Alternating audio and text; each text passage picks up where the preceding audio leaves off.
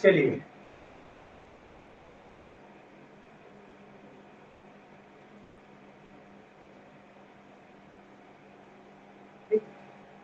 अ, जो टेट के लिए जो है अपना आपका सामाजिक विज्ञान वाला जो पार्ट है, उस पार्ट सॉरी माइक में लगा हुआ है।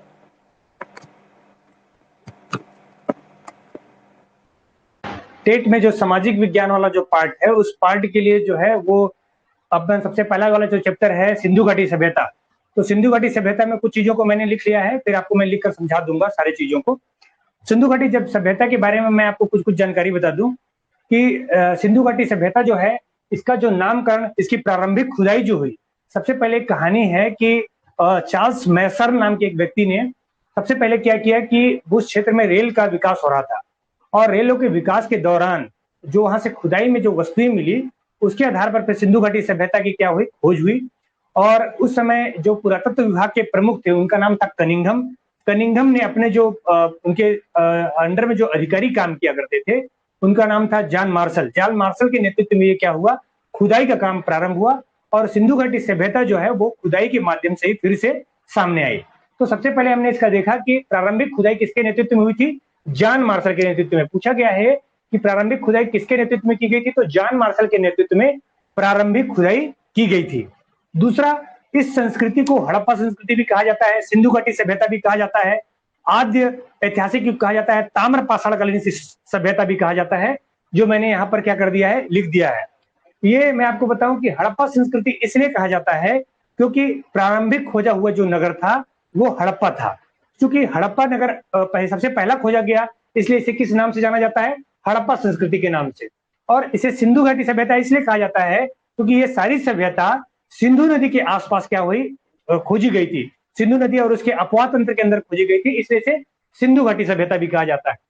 ताम्र पाषाणकालीन सभ्यता इसलिए कहा जाता है इसे क्योंकि तांबे और आपका पत्थरों के साथ, पत्थरों के औजारों और तांबों के औजारों का क्या किया जाता था, प्रयोग किया जाता था। इसे ताम्र पाषाणकालीन सभ्यता भी कहा जाता है, और इसे आद्य ऐतिहासिक युग भी कहा जाता है।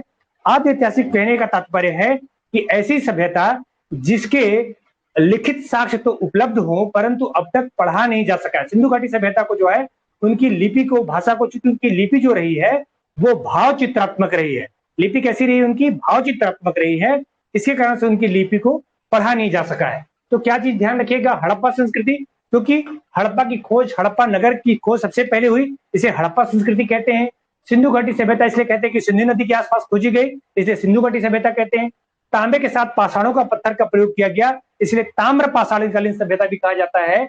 और आद्य ऐतिहासिक इसलिए कहा जाता है क्योंकि इससे जो है वो उसके लिखित साक्ष्य तो उपलब्ध हैं परंतु लिखित साक्ष्यों को पढ़ा नहीं जा सकता है। अब सवाल पूछ रहा है कि इसके समकालीन और कौन कौन सी सभ्यता थी, तो इसके कालीन 3 सभ्यता थी। मेसोपोटामिया जो इराक ईरान है, मिस्र और सुमेर। मेसोपोटामिया, मिस्र और सुमेर जो है इसकी समकालीन सभ्यताएं हैं। क्या ध्यान रखिएगा, समकालीन सभ्यता मेसोपोटामिया, मिस्र और सुमेर। फिर यहां पर कौन सी प्रजाति, किस प्रजाति ने सिंधु घाटी सभ्यता को बसाया था, या किन किन प्रजाति के लोग सिंधु घाटी सभ्यता में रहा करते थे। प्रजाति कहने का मतलब है मानव की जो है, हर मानव एक अलग प्रजाति का होता है, हर मानव जैसे अलग प्रजाति का होगा। तो जो सिंधु घाटी सभ्यता में जो प्रजाति पाई गई मानव की, वो प्रजाति थी भूमध्य सागरी, द्रविड़, प्रोटो ऑस्ट्रेलियाई, मंगोलाइड और अल्पाइन। मंगोलाइड के बारे में बता दूं, भारत में पाई जाने वाली सर्वाधिक प्रजाति मंगोलाइड प्रजाति ही है। तो यहाँ पर निर्माता या जो प्रजाति रहे हैं वो कौन कौन सी रही है, भूमध्य सागरी, द्रविड़, प्रोटो ऑस्ट्रेलियाइड, मंगोलाइड और अल्पाइन प्रजाति को। कई विद्वानों में बड़े मतभेद हैं कि सिंधु घाटी सभ्यता का काल निर्धारण क्या है, क्योंकि सिंधु घाटी सभ्यता के बारे में कोई लिखित इतिहास को पढ़ा नहीं जा सका। लिखित इतिहास तो मिला है लेकिन उस काल को क्या नहीं किया जा सका, डिकोड नहीं किया जा सका। इसकी वजह से माना जाता है कि सभ्यता का काल निर्धारण संभव नहीं है। लेकिन कार्बन डेटिंग C14 के द्वारा, किसके द्वारा, C14 के द्वारा जो कार्बन डेटिंग पद्धति है जिसमें किसी जीवाश्म यानी फासिल की आयु नापी जाती है, उसमें काल निर्धारण किया गया। और काल निर्धारण से इसका पता चलता है 2350 से 1750 ईस्वी। कौन सी ईस्वी है, 2350 से लेकर 1750 ईस्वी, ये काल निर्धारण है किसका, सिंधु घाटी सभ्यता का। और इसके खोजा गया जो पहला नगर था, हड़प्पा था, इसकी सबसे पहले खोज 1921 में दयाराम साहनी ने की थी। तो इस पार्ट से आपको क्या क्या याद रखना है, नामकरण को ध्यान रखना है। खुदाई जॉन मार्शल के नेतृत्व में हुई थी। हड़प्पा संस्कृति कहा जाता है, सिंधु घाटी सभ्यता कहा जाता है, ताम्र पाषाणकालीन सभ्यता कहा जाता है, ऐतिहासिक युग कहा जाता है। इसकी समकालीन सभ्यताओं में मेसोपोटामिया, मिस्र और सुमेर है। प्रजाति कौन कौन सी है? भूमध्य सागरीय, द्रविड़, प्रोटो ऑस्ट्रेलाइड, मंगोलाइड और अल्पाइन प्रजाति। काल निर्धारण कैसे हुआ है? कार्बन 14 के माध्यम से 2350 से लेकर 1750 ईस्वी। इसकी सबसे पहले खोज किसने की? दयाराम साहनी नामक व्यक्ति ने इसकी खोज की थी। जॉन मार्शल के नेतृत्व में दयाराम साहनी ने की थी हड़प्पा की खोज 1921 में। इसके बाद सबसे महत्वपूर्ण सवाल पूछता है कि इसका विस्तार कहां कहां है। तो इसका विस्तार अगर आप देखें तो उत्तर दक्षिण विस्तार के आधार देखें तो सबसे उत्तर में जो है ये कहां है? जम्मू कश्मीर में, जम्मू के मांडा जिले में है। जम्मू के मांडा जिले में इसका क्या है? वर्तमान में ये मांडा जिला जो है वो अखनूर जिला हो गया है। कौन सा जिला हो गया है? अखनूर जिला वर्तमान में हो गया है, लेकिन किताबों में अक्सर आपको क्या मिलेगा? मांडा जिला। ठीक। और जबकि दक्षिण में जो है ये आपका जो है किम नदी तट, महाराष्ट्र का जो है, महाराष्ट्र का किम नदी तट जो है भगतराव, ठीक है, किम नदी तट तरो के पास में जो है वो किम नदी तट भगतराव में जो है उसका दक्षिणी इलाका है महाराष्ट्र में। और पूर्व में जो है ये कहां है? मेरठ, यानी उत्तर प्रदेश का जो है मेरठ वो क्या है? पूर्वी भाग है। जबकि पश्चिम में जो पाकिस्तान चला जाता है वो कौन सा क्षेत्र कहलाएगा? सुत कांगे डोर। ये पाकिस्तान का जो है बलूचिस्तान प्रांत कहलाता है। मैं आपको बता दूं जो प्रारंभिक नजर खोजे गए थे हड़प्पा और मोहनजोदड़ो, वो भी वर्तमान में कहां है? वो आपके कहां है? पाकिस्तान में ही है। तो आपका क्या विस्तार कहां से याद रखिएगा? जम्मू के मांडा से लेके आपका महाराष्ट्र के आपका किम नदी तट भगतराव तक, पूर्व में जो है उत्तर प्रदेश के आलमगीरपुर मेरठ से लेके पश्चिम में जो है सुतकांगे डोर तक जो है वो कहां है? इसका विस्तार है। बलूचिस्तान जो पाकिस्तान का बलूचिस्तान क्षेत्र है। इसका आकार था त्रिभुजाकार, कई बार पूछा जा चुका है। इसका कैसा आकार था? त्रिभुजाकार आकार था। और इसका क्षेत्रफल जो है 12,99,600 वर्ग किलोमीटर है। कितना इसका क्षेत्रफल? 12,99,600 वर्ग किलोमीटर है। इसके प्रमुख नगर कितने हैं? 7 नगर हैं, जबकि अन्य नगरों की संख्या लगभग 200 से अधिक है। 200 से अधिक नगरों की खोज की जा चुकी है, लेकिन प्रमुख नगर कितने हैं? 7 नगर हैं। तो यहाँ क्या याद रखना है? विस्तार को याद रखिएगा। उत्तर में जम्मू के मांडा से, दक्षिण में किम नदी तट भगतराव तक यानी महाराष्ट्र का क्षेत्र पड़ता है। पूर्व में आलमगीरपुर मेरठ से आपका पश्चिम में सुतकांगेट और बलूचिस्तान जो कहां पड़ता है? महाराष्ट्र आपका पाकिस्तान में पड़ता है। तो मोहनजोदड़ो और आपका जो है वो भी हड़प्पा भी कहां मिलते हैं? ये आपके वहां मिले हैं। प्रमुख नगर जो 7 नगर मिले हैं उनके जो प्रमुख नगर रहे हैं, जिसे पहली राजधानी मोहनजोदड़ो को मानी जाती है, जबकि दूसरी राजधानी हड़प्पा को। क्योंकि पहला नगर कौन सा खोजा गया था? हड़प्पा पहला नगर था। इसकी खोज की थी दयाराम साहनी नाम के व्यक्ति ने। दयाराम साहनी ने किसके नेतृत्व में? जॉन मार्शल के नेतृत्व में दयाराम साहनी ने हड़प्पा संस्कृति की क्या की थी? इसके खोजा था 1921 में। कब खोजा था इसे? 1921 में। ये वर्तमान में पाकिस्तान के पंजाब प्रांत में, मैंने पाकिस्तान में पंजाब, भारत के पंजाब से लगा हुआ पाकिस्तान का भी पंजाब प्रांत है, उस पाकिस्तान में प्रांत में से खोजा गया था। रावी नदी के तट पर खोजा गया है, माटगुमरी जिला में है। कहां कहां है? दयाराम साहनी ने 1921 में खोजा। कहां खोजा? पाकिस्तान के पंजाब प्रांत में खोजा। किस नदी के तट पर खोजा? तो रावी नदी के तट पर खोजा। और ये किस जिले में है? माटगुमरी जिला, जो पाकिस्तान में पड़ता है, माटगुमरी जिला। क्या प्राप्त हुए हैं? यहाँ कई सवाल पूछता है। तो यहाँ पर क्या मिला है? श्रमिक आवास मिला है। एक ऐसा आवास मिला है जहां श्रमिकों के विश्राम के लिए क्या हो? व्यवस्था हो। तो श्रमिक आवास मिले हैं। 12 अन्न भंडार मिले, मतलब ये क्या मिला है? एक गोदाम जैसा आकृति मिली है, जिसे 12 अन्न भंडार के रूप में जाना जाता है। एक कब्रिस्तान है, इसका नाम है H और R36। इसका क्या नाम दिया गया है? H और R36 इसके नाम दिए गए। इसके अलावा मातृ देवी की मूर्ति मिली है। मातृ देवी की मूर्ति कहने का मतलब है ऐसी आकृति मिली है जिसके नाभि से जो है एक पौधा निकल रहा हो। हम उसे क्या कह सकते हैं? धरती माता या मातृ देवी कह सकते हैं। ठीक। और दूसरा नगर कौन सा था? मोहनजोदड़ो। मोहनजोदड़ो इस आपका पूरे सिंधु घाटी सभ्यता का सबसे बड़ा नगर है मोहनजोदड़ो, जबकि भारत में पाए जाने वाला सबसे बड़ा नगर है राखीगढ़ी। अभी वर्तमान में मोहनजोदड़ो कहां है? पाकिस्तान में है। मोहनजोदड़ो जो इसका क्या माना जाता है? राजधानी मानी जाती है। इसकी खोज की थी रखाल दास बनर्जी ने। किसने खोज की थी? रखाल दास बनर्जी ने खोज की थी। कब खोज की थी? 1922 में। ये पाकिस्तान के सिंध प्रांत में, पाकिस्तान के किस प्रांत में है? सिंध प्रांत में है, और सिंधु नदी के तट पर है। किस नदी पर तट पर है? सिंधु नदी के तट पर है। इसे अन्य नाम भी जाना जाता है, इसे कहा जाता है मृतकों का टीला। मृतकों का टीला इसलिए कहा जाता है क्योंकि यहाँ बड़ी मात्रा में क्या पाए हैं? समाधान पाए हैं। बड़ी मात्रा में आपका जो है लोग इकट्ठे दफनाए गए हैं, इसलिए इसे कहा जाता है मृतकों का टीला। इसके अलावा सिंध का नकलिस्तान, सिंध का बाग या सिंध का नकलिस्तान भी कहा जाता है। यहाँ क्या प्राप्त हुआ है? एक सामूहिक स्नानागार प्राप्त हुआ है। सुलभ शौचालय जैसा ही क्या है, आपका सामूहिक स्नानागार। कांस्य की नर्तकी की मूर्ति प्राप्त हुई। किसकी नर्तकी की मूर्ति? कांस्य की नर्तकी की मूर्ति प्राप्त हुई है। सूती कपड़ा प्राप्त हुआ है। इसी से पता चलता है कि ये लोग कपास उगाने वाले सर्वप्रथम लोग थे। सूती कपड़ा यहाँ से प्राप्त हुआ है। इसके अलावा सभा भवन प्राप्त हुआ है और अन्नागार प्राप्त हुआ है। तो दो प्रमुख नगरों से बहुत ज्यादा क्वेश्चन पूछे जाते हैं। हड़प्पा की खोज दयाराम साहनी ने की थी 1921 में, पाकिस्तान के पंजाब प्रांत में माटगुमरी जिला और रावी नदी के तट पर। यहाँ प्राप्त हुए श्रमिक आवास, 12 अन्न के भंडार, कब्रिस्तान और माता देवी की मूर्ति। मोहनजोदड़ो की खोज राखालदास बनर्जी ने की 1922 में, पाकिस्तान के सिंध प्रांत में सिंधु नदी के तट पर। अन्य नाम था मृतुओ कटेला या सिंध का नखलिस्तान। इसकी प्राप्ति कहां हुई है? स्नानागार प्राप्ति हुई है, कांस्य की मूर्ति, सूती कपड़ा, इसके अलावा सभा भवन, इसके अलावा यहाँ पर योगी की मूर्ति भी मिली है। योगी की ऐसी मूर्ति मिली है जैसे जो वर्तमान शिव को प्रदर्शित करती है, उसके आसपास जीव जानवर के चित्र हुए हैं। तो ये प्रमुख थे। अन्य नगरों में अगर आप देखें, अन्य नगरों में मोहनजोदड़ो के अलावा अन्य नगरों में है कालीबंगन। अन्य नगरों के बारे में भी चर्चा कर लेते हैं अपन।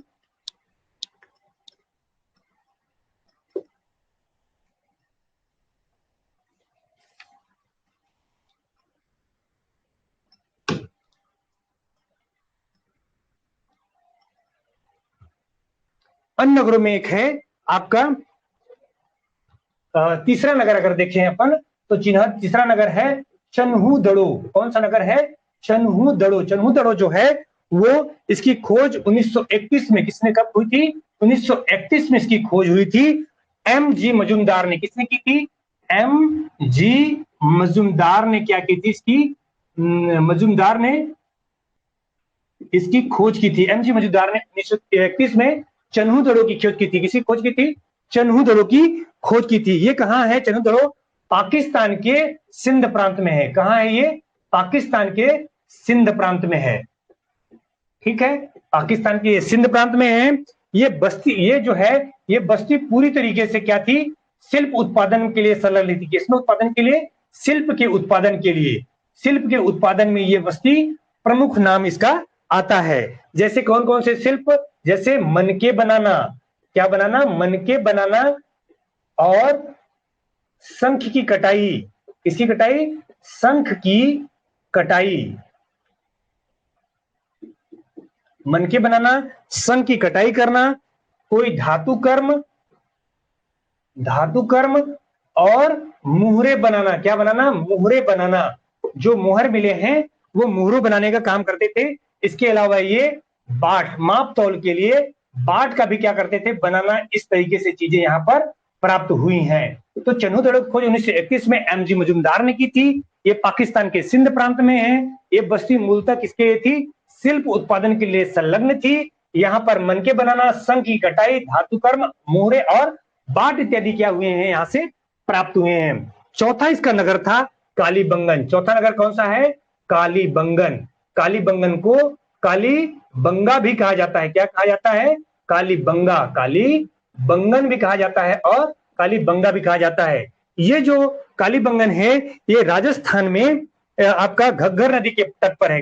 किस नदी के तट पर है? राजस्थान में आपका घग्गर नदी के तट पर है।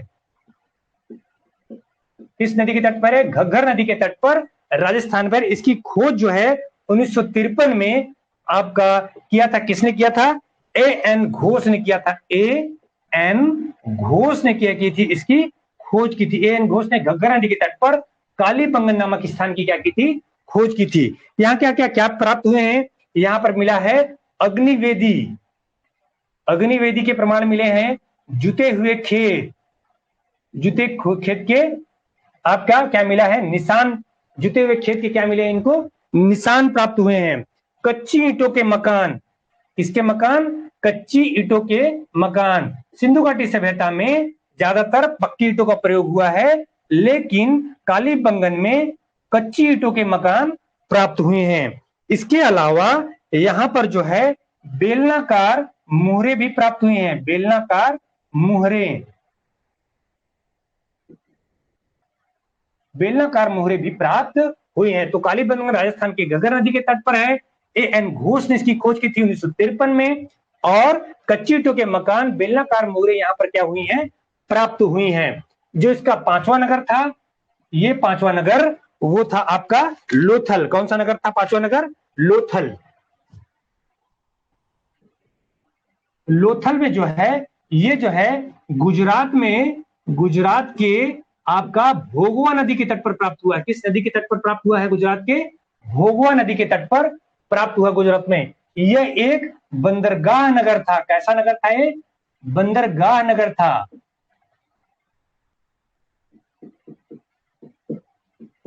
बंदरगाह नगर मतलब यहाँ पर नाव जहाज वगैरह आके यहाँ पर रुकते रहे होंगे। तो लोथल की खोज 1957 में एस.आर. राव ने की थी। ये उसकी खोज किसने की थी? 57 में एस.आर. राव ने। किसने खोज की थी? एस.आर.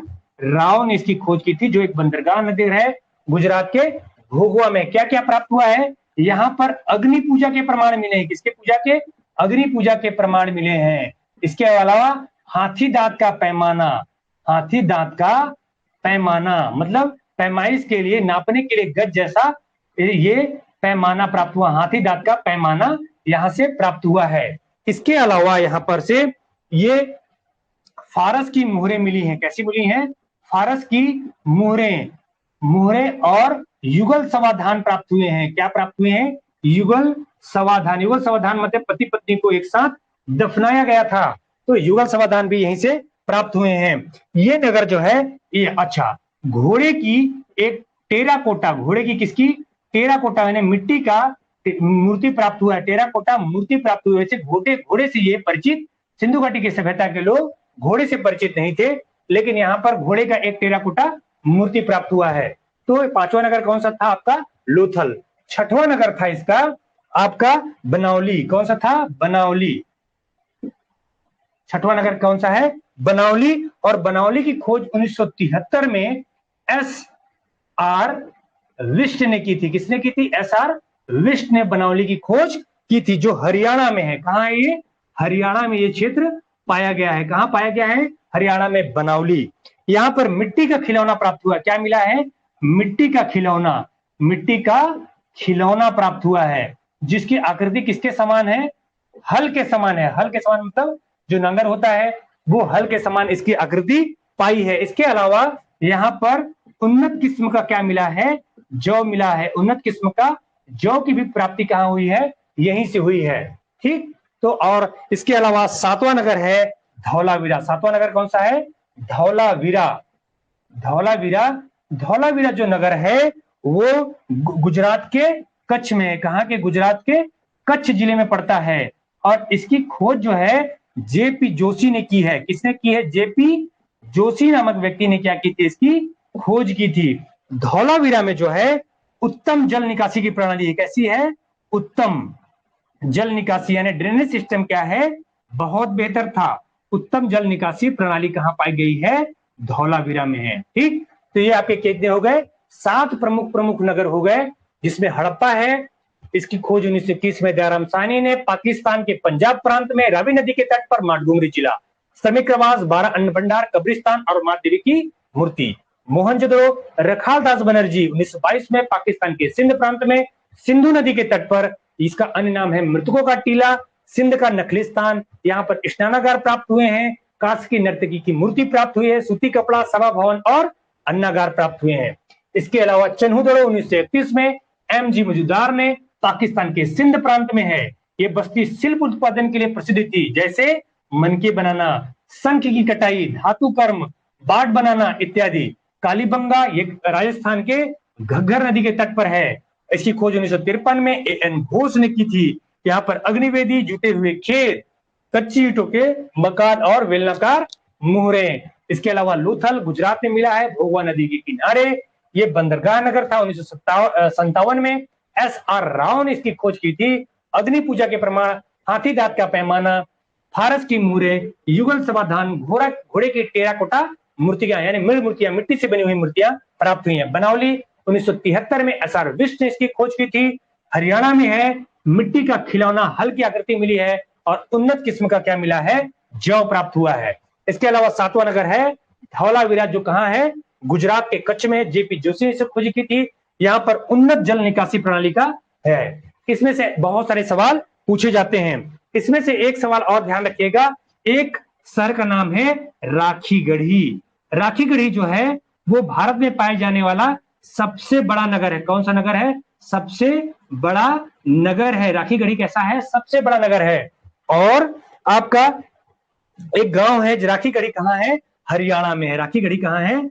हरियाणा नाम में क्या है? राखीगढ़ी है, जो भारत में, बाकी सब पाकिस्तान में है। भारत में पाए जाने वाला सबसे नगर कौन सा है? राखीगढ़ी। और जो है एक याद रखिएगा, सुरकोटदा। सुरकोटदा कभी याद रखिएगा, सुरकोटदा नाम का जगह है। वैसे तो ये कहां है? सुरकोटदा गुजरात में है। और यहां पर यह है कि जैसे मैंने यहां पर बताया कि यहाँ पर घोड़े से परिचित नहीं थे, लेकिन यहाँ पर टेराकोटा मूर्तियां प्राप्त हुई हैं। उसी तरीके से गुजरात में घोड़े की अस्थियां प्राप्त हुई हैं। क्या प्राप्त हुई हैं? घोड़े की अस्थियां प्राप्त हुई हैं। तो वैसे तो परिचित नहीं थे, लेकिन संभव है कि घोड़े की अस्थियां वहां पर प्राप्त हुई हो। तो ये क्या थे? इसके 7 नगर थे। अब अपन देखेंगे इसके नगर नियोजन के बारे में और सिंधु घाटी के विशेषता के बारे में। सिंधु घाटी की विशेषता, वो उनकी सबसे बड़ी विशेषता रही है नगर नियोजन। सिंधु घाटी की सभ्यता विशेषता क्या रही है? सबसे बड़ी विशेषता रही है नगर नियोजन। क्योंकि ये जो सभ्यता थी एक नगरी सभ्यता थी। कैसी सभ्यता थी? एक नगरी सभ्यता थी। तो उससे सवाल कई पूछे जाते हैं, उनकी विशेषताओं से भी सवाल पूछे जाते हैं। सिंधु घाटी सभ्यता की विशेषता में सबसे प्रमुख विशेषता है नगर नियोजन। नगर भी कैसे थे? वो ऐसे नगर भी थे जो वर्तमान में आज के डेवलप शहरों जैसे ही थे। आपका जल निकासी का प्रणाली हुआ करता था, 2-3 मंजिला मकान हुआ करते थे, ऐसे नगर हुआ करते थे। तो नगर नियोजन में अपन क्या क्या देखें? ये जो नगर नियोजन,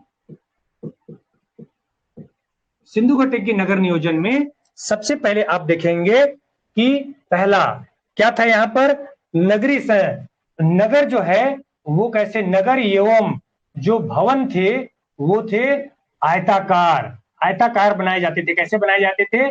आयताकार यानी चौकोर बनाए जाते थे, आयताकार हुआ करते थे सभी। जो है सड़कें जो है, सड़कें समकोण पर काटती थी, समकोण पर काटती थी, है ना। नगर जो है जाल की तरह विन्यस्त थे। नगर कैसे थे? जाल की तरह, यानी आपका ग्रिड सिस्टम जाल की तरह विन्यस्त थे। कहने का मतलब यह है कि जो भी नगर बसे हुए थे इस तरह से बसे हुए थे, जो जाल की तरह होते हैं, इनकी तरह क्या थे? उनके विन्यस्त हुआ करते थे और समकोण पर काटते थे। भवन जो है वो कैसे हुआ करते थे? दुर्गीकृत हुआ करते। दुर्गीकृत मतलब एक ऊंचा वाला जो क्षेत्र होता था, उस ऊंचे वाले क्षेत्र में संभवतः कैसे लोग रहते थे? राजा यानी प्रशासक वर्ग रहा करता था। और दूसरे वर्ग में यानी नीचे वाले क्षेत्र में कौन रहता था? वो जन सामान्य के लोग रहते थे। जन सामान्य निवास करता था। दोनों तरफ, दोनों के लिए अलग अलग निवास क्षेत्र बने हुए थे। ठीक है। और इस भवनों में जो है, भवनों में न्यू सामग्री का पता, आपका कोई भी न्यू सामग्री जो है वो पता नहीं चलता है। न्यू सामग्री का पता नहीं चलता है। न्यू सामग्री का पता नहीं चलता है। जो समकालीन व्यवस्था थी उन व्यवस्थाओं में कच्ची ईंटों का प्रयोग हुआ है, लेकिन सिंधु घाटी सभ्यता में पक्की ईंटों के प्रयोग हुआ करते थे। किसके प्रयोग होते थे? पक्की ईंटों के प्रयोग हुआ करते थे। इसके अलावा यहाँ पर जल निकासी की प्रणाली कैसी थी? बहुत अच्छी थी। नाली बने हुए थे और नरमुखे मतलब मेन होल, नरमुखे जो है वो बने थे, मेन होल हुआ करते थे। मोरिया बनी होती थी पानी निकालने के, निकासी के लिए मोरिया बनी होती थी। ठीक है। सड़कें जाल की तरह क्या थी? इनकी विन्यस्त थी। और क्या था इनमें? इनकी प्रमुख विशेषताओं में अगर देखें तो सार्वजनिक स्नानागार पाए गए हैं। कैसे पाए गए हैं? आपका सार्वजनिक स्नानागार पाए गए हैं। पुरोहित आवास की प्राप्ति हुई है। पुरोहित आवास की प्राप्ति हुई है। आपका ये नगरों में व्यवस्था हमेशा से पाई जाती रहती थी। पक्की ईंटों का प्रदेश थे। इसके अलावा धान्य कोठार यानी धान्य कोठार कहने का मतलब है कि उनका क्या मिलता था, उनको आपका जो कोई भी एक प्रकार से कहा जाए तो जैसे अपन कोठार बनाते हैं अपने धन संपत्ति को जो है सुरक्षित रखने के लिए, खराब होने से बचाने के लिए, तो उस तरीके से धान्य कोठार भी यहाँ पर क्या होता था, प्राप्त हुआ करता था। इनकी आर्थिक दशा कैसी थी, तो ये था आपका नगर के बारे में। ठीक, आर्थिक दशा कैसी थी,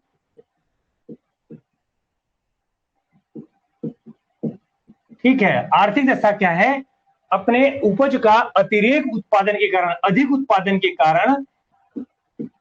के कारण क्या हुआ था, इनकी निर्माण हुआ था, नगर का निर्माण हुआ था, नगर का निर्माण हुआ, ज्यादा निर्माण हुआ तो बाजार बन गए, क्योंकि ज्यादा उत्पादन जब होता है तो व्यक्ति उसे क्या करना शुरू कर देता है, बेचना शुरू कर देता है। तो अतिरिक्त उत्पादन के कारण क्या हुआ, इनका बेचना शुरू किया। और ये क्या क्या उत्पादन करते थे, गेहूं, जौ, ठीक, राई, तिल, इस सब का प्रयोग करते थे। ध्यान रखना है आपको बस एक, कि चावल से परिचित नहीं थे, चावल से परिचित नहीं थे। सिर्फ दो जगहों पर चावल के प्रमाण मिले हैं, एक है रंगपुर और दूसरा है लोथल।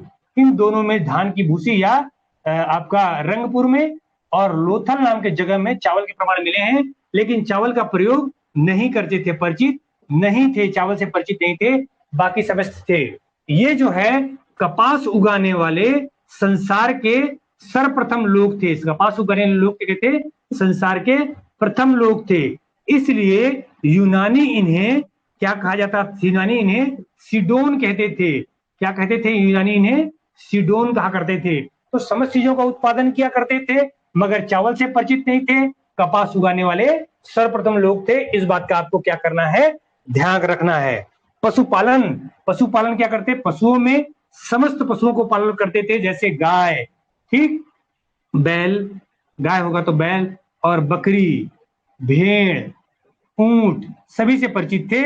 परंतु किससे परिचित नहीं थे, घोड़े से परिचित नहीं थे, घोड़े से परिचित नहीं थे, परिचित नहीं थे।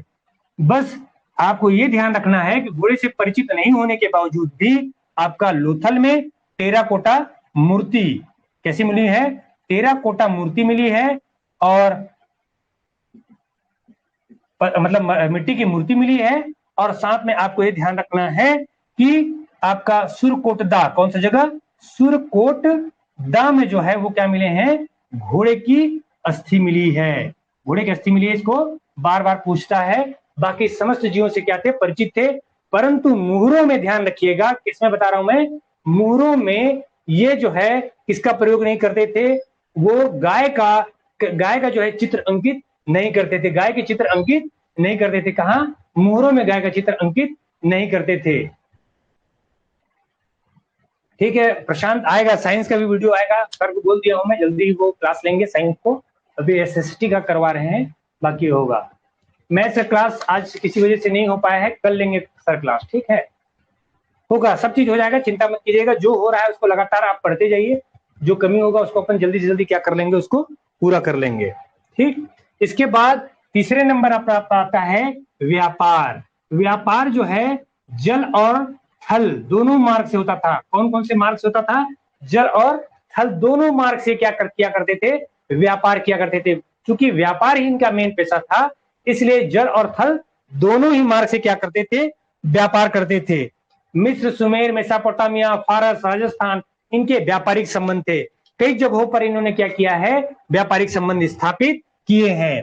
और कई जगह जैसे तांबा की प्राप्ति वो क्या करते थे, खेतड़ी जो है कहाँ है, राजस्थान में खेतड़ी से क्या करते थे, आपका तांबा प्राप्त करते थे। सोना जो है वो प्राप्त करते थे कहाँ, कोलार, कर्नाटक से। कोलार की कर्नाटक से जो है वो क्या करते थे, सोना लेकर आते थे कर्नाटक। इसके अलावा लाजवर्द मणि, क्या, लाजवर्द मणि, ये जो है कहां से लाते थे, अफगानिस्तान से। अफगानिस्तान से क्या लाते थे, लाजवर्द मणि लाते थे। आपका टिन रांगा और चांदी, ये तीनों की प्राप्ति कहां से करते थे, ये भी अफगानिस्तान से करते थे। ठीक। इसके अलावा फिरोजा, फिरोजा की प्राप्ति ये करते थे कहाँ? ईरान। ईरान का एक जगह का नाम है खुरासान। कौन सी जगह का नाम है? खुरासान। ये कहाँ है? ईरान में है। यहां से क्या करते थे? इन वस्तुओं का प्रयोग करते थे। मापतौल, मापतौल जो है, माप में एक तो हाथी दांत के पैमाना जो कहाँ मिला है? वो लोथल से मिला है। और बाट का प्रयोग करते थे। बाट जो है किसके बने होते थे? चकमकी पत्थर के। बाट किसके बने होते थे? चकमकी पत्थर के। मापतौल के लिए जो है 16 के अपवर्तक, 16 के अपवर्तक जैसे 2, 4, 6, आपका 12,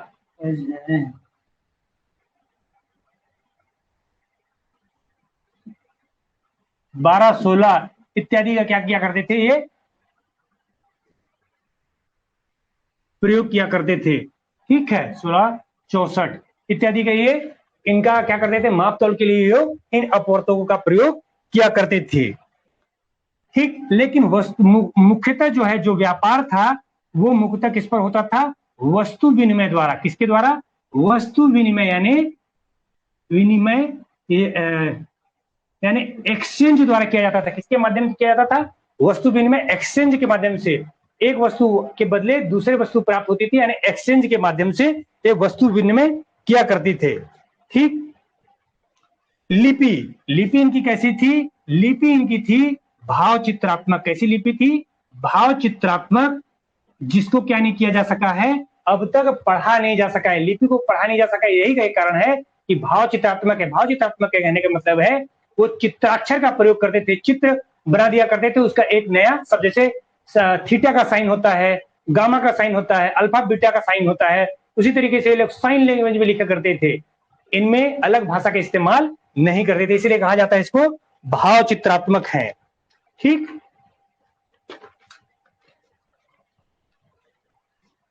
फिर ये इनके बारे में पूछा जाता है कि इनको एक बार दोहरा लीजिए। नगर और भवन आयताकार हुआ करते थे, सड़कें समकोण प्रकार थी, है ना, जाल की तरह विन्यस्त होते थे, भवन दुर्गीकृत थे, भवन में न्यू सामग्री का पता नहीं चलता है, पक्की ईंटों का प्रयोग करते हैं, जल निकासी प्रणाली थी, सार्वजनिक स्नानागार थे, पुरोहित आवास थे, धान्य कुठार थे, उत्पादन में आपका गेहूं, जौ, राई, तिल का प्रयोग करते थे, परंतु चावल से परिचित नहीं थे। चावल 2 जगह प्राप्त हुए, रंगपुर और लोथल में, ध्यान रखना है। कपास उत्पादन करने वाले संसार के प्रथम लोग थे, इसलिए यूनानी ने सिडोन कहते थे। पशु गाय, बैल, बकरी, भेड़ का प्रयोग करते थे, लेकिन मोहरों में किसका प्रयोग नहीं होता था? गाय का प्रयोग नहीं होता था। घोड़े से परिचित नहीं थे, परंतु घोड़े की 2 जगह एक टेराकोटा मूर्ति मिली है लोथल से, और घोड़े की अस्थियां मिली है सूर्यकोटदा से। व्यापार किया करते थे। व्यापार किस माध्यम से होता था? वस्तु विनिमय माध्यम से। तांबा खेतड़ी और राजस्थान से, सोना कोलार कर्नाटक से, लाजवर्द मणि जो है वो अफगानिस्तान से, 3 रंगा और चांदी अफगानिस्तान से, फिरोजा खुरासान ईरान से, माप जो है हाथीदांत का पैमाना, बाट जो है चकमकी पत्थर के बनाए जाते थे, 16 के माप तौल के लिए 16 के अपवर्तकों का प्रयोग करता था। और लिपि इनकी कैसी थी? भाव चित्रात्मक थी। लिपि कैसी थी इनकी? भाव चित्रात्मक। अब धार्मिक प्रथाओं के बारे में अगर आप देखें तो इनकी धार्मिक प्रथाएं कैसी थी बताते हैं। टेलीग्राम से इसका मैं नोट्स डाल लूंगा टेलीग्राम में, आप उसको एक बार नोट्स को देख लीजिए कि यहां सिर्फ समझ लीजिए, और टेलीग्राम में सारे नोट्स डिटेल इसका मिल जाएगा।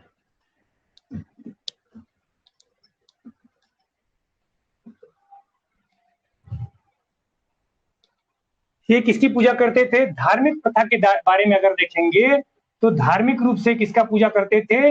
मातृ देवी की पूजा करते थे। मातृ मतलब उर्वरता की देवी की पूजा करते थे, है ना। और इसके अलावा ये कैसे थे? प्रकृति के पूजा करते थे। सूर्य, चंद्रमा, तारे, लिंग, योनि, वृक्ष, कुबड़ वाला सांड प्रकृति पूजक थे।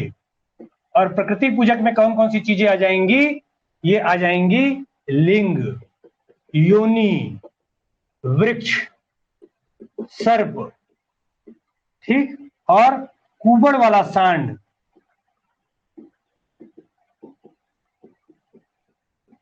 इनका क्या करते थे? ये पूजा किया करते थे। और मूर्ति पूजा का क्या था? प्रचलन था। मूर्ति पूजा का प्रचलन था, लेकिन मंदिर नहीं होते थे। क्या नहीं होते थे? मंदिर नहीं थे, मंदिर होते नहीं थे, जादू टोने का प्रचार हुआ करता था। ठीक है, पुजारी की मूर्ति वगैरह प्राप्त हुई है, पुरोहित आवास वगैरह प्राप्त हुए हैं। इनके मृतक संस्कार कैसे होते थे? जो मृतक संस्कार हैं, वो मृतक संस्कार, पहला सर्वाधिक प्रचलित विधि थी दफनाना। सर्वाधिक प्रचलित विधि कौन सी थी? दफनाना। दूसरे नंबर पर जलाना, तीसरे नंबर पर जलाकर जलाना, और जलाने के बाद उसे, जलाने के बाद उसे बर्तन में भर कर क्या कर देना? वो दफना देते थे। और दफनाना, ये हो गया पहला दफनाना, दूसरा हो गया जलाना, तीसरा जलाने के बाद फिर उनको क्या कर देना? बर्तन में डालकर उनको बर्तन को दफना देना। और चौथा हो जाता था पशु पक्षियों के लिए, पशु पक्षी के खाने के लिए छोड़ देना। क्या करने के लिए? खाने के लिए छोड़ देना। ये इसका क्या था? प्रमुख इनके प्रचलित थे। ठीक, ये मृतक संस्कार थे। अच्छा, सिंधु घाटी सभ्यता इतनी अच्छी सभ्यता थी, लेकिन सिंधु घाटी सभ्यता का क्या हो गया? पतन हो गया।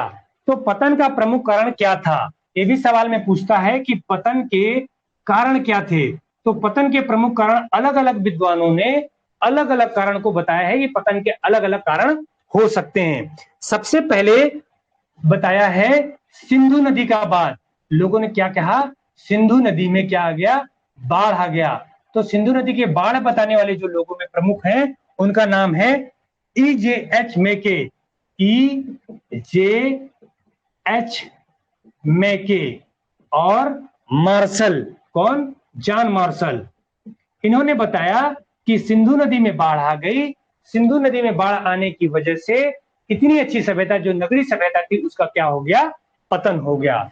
दूसरा कारण था इसका आपका भौगोलिक परिवर्तन।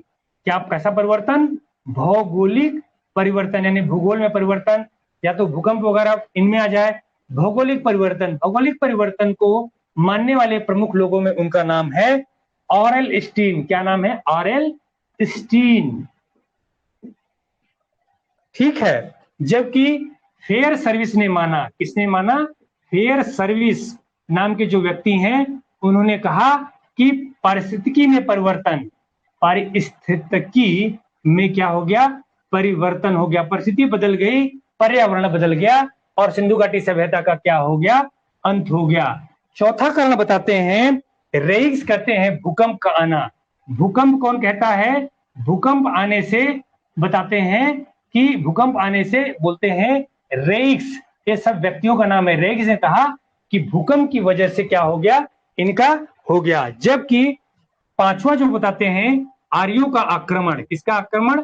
आर्यों का आक्रमण, या आपका बाह्य आक्रमण जिसको कहा जाता है, बाह्य आक्रमण। ये आक्रमण जो है किसने किया था? आर्यों ने। ये बताया है आपका गार्डन चाइल्ड और मार्टिमर व्हीलर ने। किसने बताया है? मार्टिमर व्हीलर ने। ठीक, तो सिंधु पतन के कारण को आप क्या क्या बताओगे? कि सिंधु नदी में बाढ़ का कारण बताते हैं H. मैके ने माना है, EJ मैके और जॉन मार्शल नाम के वैज्ञानिक लोगों ने माना है कि सिंधु नदी में बाढ़ के कारण क्या हो गया? ये सभ्यता समाप्त हो गई। भौगोलिक परिवर्तन को किसने माना है? ओरेल स्टील नाम के व्यक्ति ने माना है कि भौगोलिक परिस्थिति में परिवर्तन हुआ और सभ्यता नष्ट हो गई। पारिस्थिति में परिवर्तन फेयर सर्विस ने माना है, जबकि भूकंप का आना किसने माना है? रेइक्स नाम के व्यक्ति ने माना है। आर्यों के आक्रमण को माना है, यानी बाह्य आक्रमण, गार्डन चाइल्ड और मार्टिमर व्हीलर ने माना है कि ये क्या हुआ है? आक्रमण हुआ है। तो ये सारी चीजें क्या थी? सिंधु घाटी सभ्यता के संदर्भ में थी। सिंधु घाटी सभ्यता का जो पहला चैप्टर है आपका सिंधु घाटी सभ्यता, वो लगभग कंप्लीट हो रहा है। इसके नोट्स मैं आपको टेलीग्राम पर प्रोवाइड करा दूंगा, वहां से एक बार देखने की कोशिश कीजिएगा। और सिंधु घाटी सभ्यता से काफी क्वेश्चन आते हैं, हर परीक्षा में पूछे जाते हैं, तो सिंधु घाटी सभ्यता अलग से तैयार कीजिएगा। नेक्स्ट टॉपिक पर अपन चर्चा करेंगे कल, और वो टॉपिक हुआ कौन सा? वैदिक काल। तो आप लोग भी वैदिक काल के बारे में थोड़ा पढ़कर रखिएगा, और नेक्स्ट टॉपिक पर क्या होगा? आपका वैदिक काल। ठीक, आज के लिए इतना ही, धन्यवाद।